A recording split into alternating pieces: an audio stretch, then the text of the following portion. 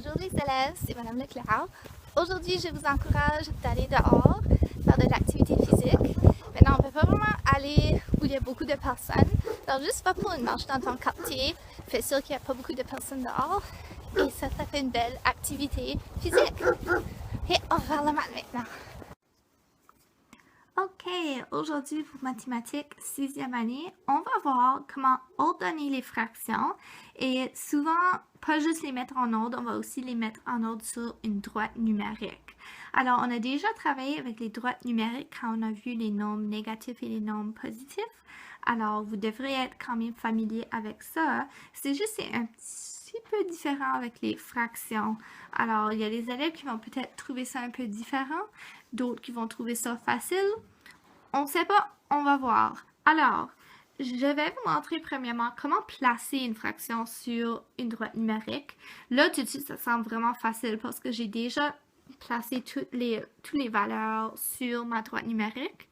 Normalement, vous aurez toutes les valeurs déjà inscrites pour vous, mais ça se peut avec des questions plus difficiles. Je vous demanderai de diviser la droite numérique vous-même.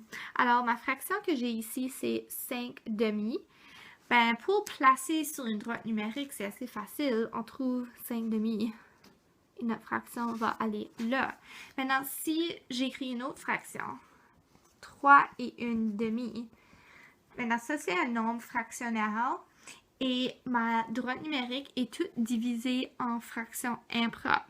Alors, ce que tu pourrais faire, tu pourrais convertir tous les nombres qui sont déjà sur la droite numérique en nombre fractionnel pour t'aider à trouver la place pour celle ici. Je vais écrire en dessous en marqueur rouge. Une demi, ben c'est une demi. Il n'y a pas vraiment de façon de le changer. On le garde comme ça. Pour ici, 3 sur 2, si je dessine, je fais un dessin pour le représenter. Alors, quand on dépasse 1, 2 sur 2 est égal à 1. Oh, j'ai mal dessiné ça. J'ai divisé en 4 parties. C'est pas ça que je voulais faire. Voilà. 2 sur 2, on sait que c'est 1.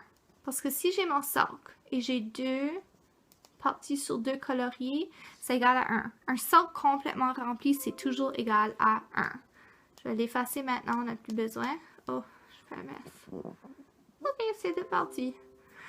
Ok, maintenant pour lui, parce que c'est 3 sur 2, genre lui, et ça de rempli.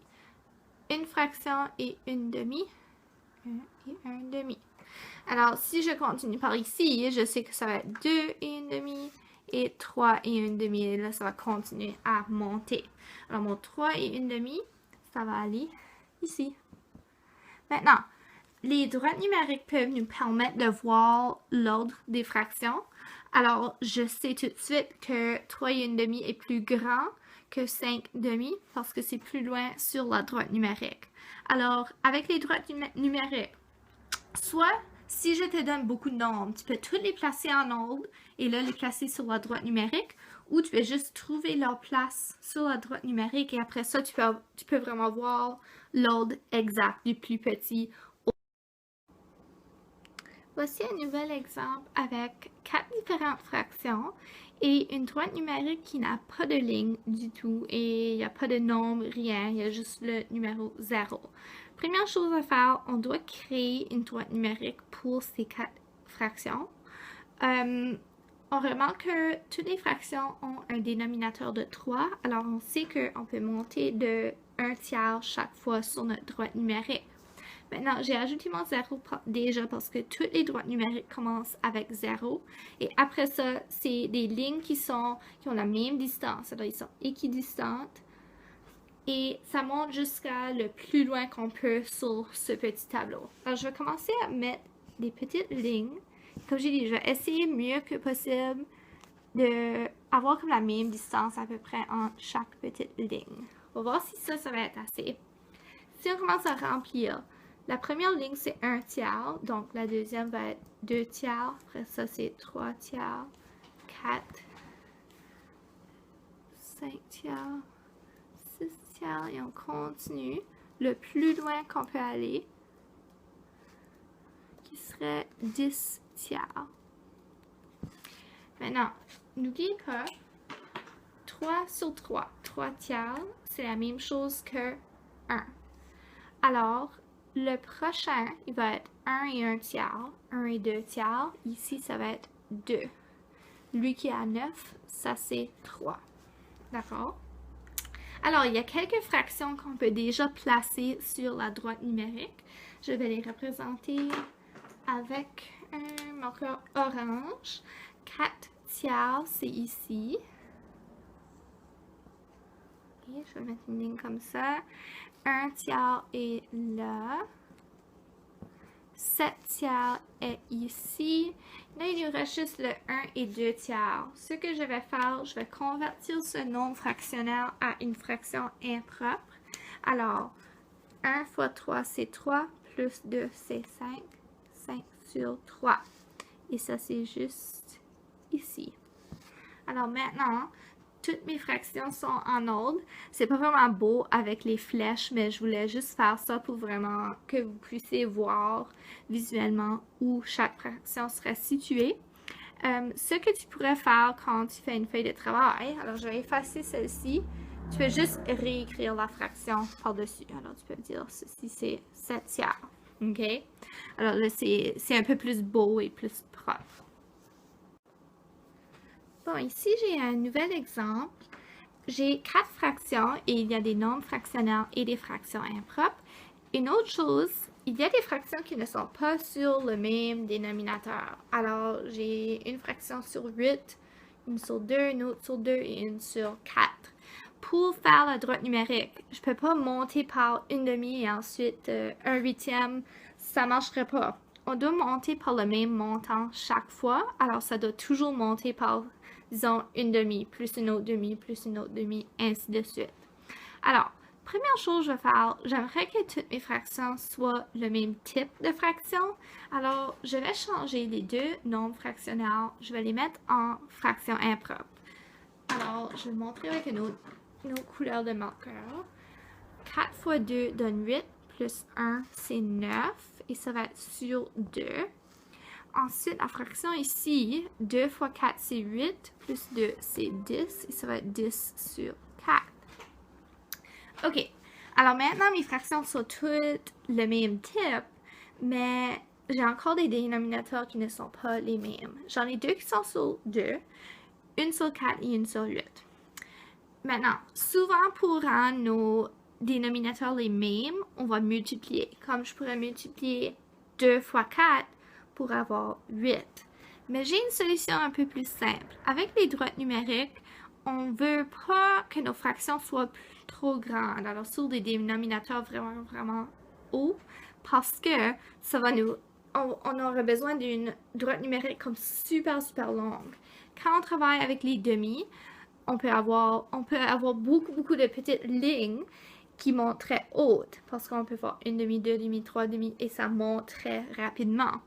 Alors, si je regarde 12 sur 8, je pourrais diviser le 8 par 4 qui va me donner 2 et 12 aussi est divisé par 4. Regardez, 12 divisé par 4 donne 3. 8 divisé par 4 donne 2. Alors, j'ai maintenant une fraction qui a un dénominateur de 2. Ça va être plus facile à placer sur notre droite numérique. Et vous voyez comment j'ai divisé par 4 en bas et en haut? On doit toujours faire ça. Alors, on faisait ça avec la multiplication, les nombres en haut. Ce que je faisais en haut, je devais faire en bas. Même chose pour la division. Ensuite, ok, on a sur 2, sur 2, sur 2. Ah, ici, on a une fraction sur 4. Alors, je pourrais faire 4 divisé par 2. Ça va me donner 2. Et heureusement, 10 est aussi divisible par 2. Ça va donner 5. Alors voilà, maintenant, j'ai 3 sur 2, 9 sur 2, 7 sur 2, 5 sur 2. Ça, c'est toutes des fractions que je peux facilement placer sur une droite numérique. Je vais commencer à remplir la droite. N'oubliez pas, la première ligne, c'est toujours 0. Je vais ajouter des petites lignes qui sont à peu près la même distance.